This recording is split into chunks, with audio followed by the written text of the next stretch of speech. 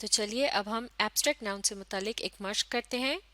اب ہم حضرت آسمہ رضی اللہ عنہا کے لیسن کے پیراگراف 4 میں سے ایبسٹریکٹ ناؤنز کو ڈھونڈ کر انہیں انڈر لائن کریں گے۔ تو مل کر پڑھنا شروع کرتے ہیں۔ آپ بھی پڑھیے۔ On the night of the migration of the Holy Prophet sallallahu alaihi wasallam, Abu Jahl, chief of the disbelievers, in a fit of fury, headed for Hazrat Abu Bakr's Raziallah anhu home and began knocking at the door violently.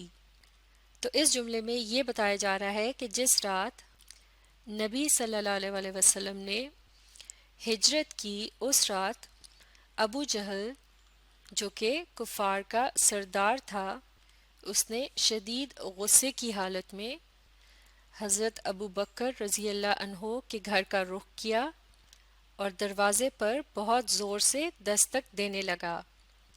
تو اب ہم نے اس جملے میں سے abstract nouns کو تلاش کرنا ہے اور انہیں انڈر لائن کریں گے۔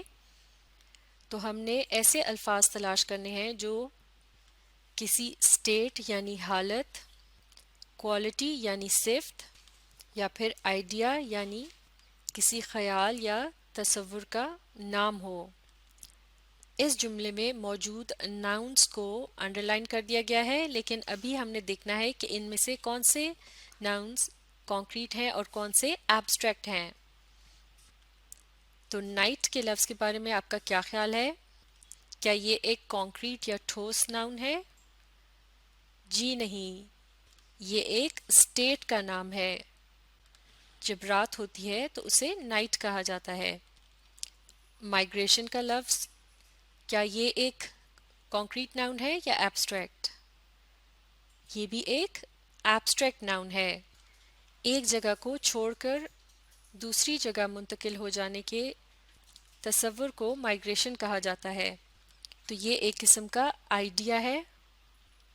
اگلا لفظ دیکھتے ہیں، یہ ہے پروفٹ یعنی نبی۔ تو اس سے مراد ایک شخصیت ہے۔ یہ کیا ہے؟ یہ ایک کانکریٹ ناؤن ہے، اسے ایبسٹریکٹ ناؤن نہیں کہا جا سکتا۔ اسی طرح سے لفظ چیف ہے، اس کا بھی تعلق کسی شخص سے ہوتا ہے۔ تو کسی جگہ، شخص یا چیز کا نام ہوتا ہے کانکریٹ ناؤن، اس لیے یہ بھی ایبسٹریکٹ ناؤن نہیں ہے۔ اس کے بعد ہے لفظ فٹ، یعنی یہ ایک دورہ پڑنے کی کیفیت کو کہتے ہیں۔ تو یہ ایک قسم کی اسٹیٹ کا نام ہے۔ تو فٹ کا لفظ کیا ہوا؟ ایبسٹریکٹ ناؤن، بالکل ٹھیک۔ اور فیوری یعنی شدید غصہ، یہ ایک صفت یا کوالٹی کہلائی جا سکتی ہے۔ تو یہ بھی ایک ایبسٹریکٹ ناؤن ہے، بالکل ٹھیک۔ اور ڈور کا لفظ کیا ہے؟ اسے آپ دیکھ کر یا چھو کر اس کے متعلق بتا سکتے ہیں۔ تو یہ ہے کانکریٹ ناؤن، یہ ایبسٹریکٹ ناؤن نہیں ہے۔ چلیے اب اگلے جملے کو مل کر پڑھتے ہیں۔ آپ بھی پڑھیے۔ Abu Jahl demanded where is your father. Abu Jahl یہ ایک پراپر ناؤن ہے۔ ڈیمانڈیڈ کا مطلب ہے اصرار کرنا، یہ ایک عمل ہے، یعنی یہ ایک ورب ہے۔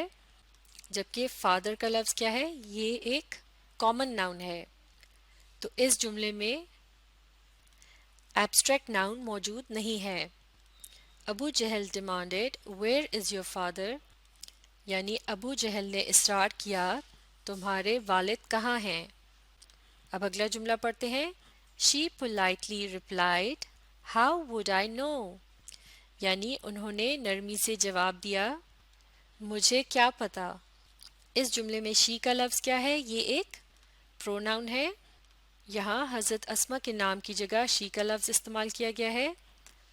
پولائٹلی یہ کیا ہے؟ یہ ایک ایڈجیکٹو ہے، معاف کیجیے گا، یہ ایک ایڈورب ہے، یعنی یہ ایکشن کے متعلق بتا رہا ہے کہ ایکشن کس طرح کیا گیا۔ پولائٹلی ریپلائڈ یعنی نرمی سے جواب دیا گیا۔ تو پولائٹلی کا لفظ ریپلائڈ کے متعلق بتا رہا ہے، اور ریپلائڈ کیا ہے؟ یہ ایک ورب ہے یعنی ایکشن ہے۔ اس طرح اس جملے میں بھی ایبسٹریکٹ ناؤن موجود نہیں ہے۔ اگلا جملہ مل کر پڑھتے ہیں۔ This response shows the wisdom and courage of حضرت اسما رضی اللہ عنہا۔ رسپانس کہتے ہیں رد عمل کو، یعنی کسی عمل کے جواب میں جو عمل کیا جاتا ہے. وزڈم کا مطلب ہے حکمت، اور کریج کہتے ہیں بہادری یا ہمت کو. تو اس جملے میں یہ کہا جا رہا ہے کہ اس رد عمل سے حضرت اسماء رضی اللہ عنہ کی حکمت اور دلیری کا پتہ چلتا ہے. تو چلیے اب ایبسٹریکٹ ناؤنز کے متعلق پتہ لگاتے ہیں. رسپانس یعنی رد عمل، یہ کیا ہے؟ یہ ایک ایبسٹریکٹ ناؤن ہے. شوز کا لفظ ہے ایک ورب یعنی ایکشن، اور وزڈم کا لفظ یہ کیا ہے؟ یہ ایک صفت یعنی کوالٹی کے متعلق بتا رہا ہے. اسی طرح سے کارج کا لفظ بھی حضرت اسما کی صفت یعنی کوالٹی کو بتانے کے لیے استعمال کیا گیا ہے. تو یہ دونوں الفاظ کیا ہیں؟ یہ ایبسٹریکٹ ناؤنز ہیں. بالکل ٹھیک. اب اگلا جملہ مل کر پڑھتے ہیں. She didn't make a statement that would give them a clue, nor did she have to lie. یعنی انہوں نے کوئی ایسی بات نہیں کہی جس سے ان کو کوئی اشارہ ملتا اور نہ ہی انہیں جھوٹ بولنا پڑا. اسٹیٹمنٹ، کلو اور لائے. اسٹیٹمنٹ کا مطلب ہے کہی ہوئی بات، کلو اشارہ، لائے جھوٹ. یہ مختلف قسم کے ناؤنس ہیں. کیا آپ ان کے بارے میں یہ کہہ سکتے ہیں کہ یہ کانکریٹ ناؤنس ہیں، یعنی ان کو دیکھ کر یا چھو کر ان کے بارے میں بتایا جا سکتا ہے؟ جی نہیں. تو یہ ہو گئے ایبسٹریکٹ ناؤنس. اب اگلا جملہ پڑھتے ہیں. But she simply posed a counter question that infuriated Abu Jahl and he slapped Hazrat Asma رضی اللہ عنہا face so hard that her earring fell off. اس جملے میں یہ کہا جا رہا ہے یعنی لیکن انہوں نے صرف ایک جوابی سوال پوچھا جس کی وجہ سے ابو جہل غضبناک ہو گیا اور اس نے حضرت اسماء رضی اللہ عنہا کے چہرے مبارک پر اس قدر زور سے تھپڑ رسید کیا کہ ان کے کان کی بالی گر گئی. تو اب ہم نے اس جملے میں سے ایبسٹریکٹ ناؤنس کو تلاش کرنا ہے. اس جملے میں سمپلی کا لفظ ایک ایڈورب ہے، یعنی یہ ایک ایکشن کو ڈسکرائب کر رہا ہے، اور ایکشن ہے پوزڈ یعنی پوچھنا. اس کے بعد ہیں الفاظ کاؤنٹر اور کویسچن. انفیریٹڈ کا لفظ ایک ورب یعنی ایکشن کے طور پہ استعمال کیا گیا ہے، یعنی کسی کو بہت شدید غصہ دلا دینا یا غضبناک کر دینا. اسی طرح سے سلیپڈ کا لفظ بھی ایک ورب ہے. فیس ایک ناؤن ہے لیکن یہ ایک کامن ناؤن ہے یا پھر کانکریٹ ناؤن بھی کہہ سکتے ہیں. اس کے بعد ہے لفظ ہارڈ. ایئرنگ بھی ایک ناؤن ہے لیکن یہ بھی ایک کانکریٹ ناؤن ہے.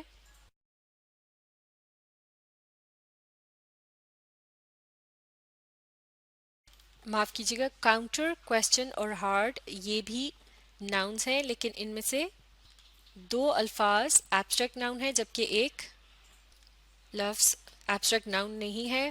وہ ایک آپ کہہ سکتے ہیں کانکریٹ ناؤن ہے، اور وہ کون سا لفظ ہے؟ وہ ہے ہارڈ. تو اسے ہم کینسل کر دیتے ہیں. ہمارے پاس بچا کاؤنٹر اور کویسچن، یہ دونوں ہیں ایبسٹریکٹ ناؤنز. کاؤنٹر یعنی جوابی اور کویسچن یعنی سوال. تو یہ ٹھوس چیزوں کے نام نہیں ہیں، ان کے بارے میں صرف امیجن کیا جا سکتا ہے. اب مل کر پڑھتے ہیں آخری جملہ. But she stood her ground even in the face of such wrath of Abu Jahl and never revealed the secret. تو اس جملے میں یہ بتایا جا رہا ہے کہ وہ ابو جہل کے اس قدر غضب کے مقابلے میں اپنی جگہ ڈٹی رہیں اور انہوں نے راز کو فاش نہیں کیا. اس جملے میں she stood her ground یہ ایک محاورہ ہے. اسی طرح سے in the face of بھی یہاں ایک ایڈیم یا محاورے کے طور پہ استعمال کیا گیا ہے. اس کے بعد ہے لفظ wrath یعنی غضب یا شدید غصہ. یہ کیا ہے؟ یہ ایک اسٹیٹ یا کیفیت کا نام ہے. تو یہ ہوگا ایبسٹریکٹ ناؤن. بالکل ٹھیک. ریویلڈ ایک ورب ہے یعنی ایکشن ورڈ ہے، اور پھر آخر میں ہے لفظ سیکرٹ. یہ کیا ہے؟ یعنی سیکرٹ یعنی راز. یہ ایک قسم کا آئیڈیا ہے یعنی تصور ہے. تو یہ ہے ایک ایبسٹریکٹ ناؤن. بالکل ٹھیک. تو اس طرح یہ مشق مکمل ہو گئی ہے۔ اب آپ اس ویڈیو کو ری پلے کیجئے اور اس کے ساتھ ساتھ پڑھنے اور سمجھنے کی کوشش جاری رکھیے۔